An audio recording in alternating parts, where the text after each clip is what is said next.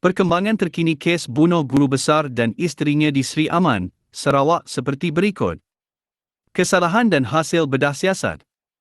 Pada 14 Januari 2026, pasangan suami isteri ditemukan maut di rumah mereka di Taman Mutiara, Jalan Brayun, Sri Aman. Mangsa lelaki adalah Andy Roy anak Jun Ren, 45 tahun. Guru besar Sekolah Kebangsaan Sebangki, sementara isterinya, Angeline Kibin, 44 tahun, adalah jururawat di Hospital Sri Aman.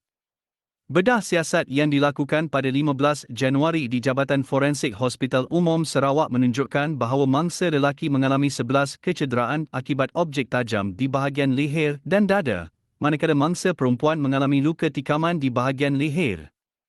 Kematian kedua-dua mangsa disahkan disebabkan oleh kecederaan akibat tikaman. Siasatan.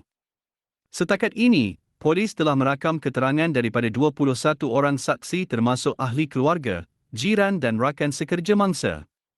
Motif sebenar kejadian masih dalam siasatan dan belum dapat dipastikan sepenuhnya.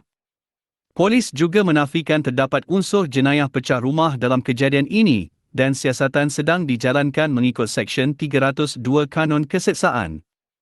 Nasihat Polis.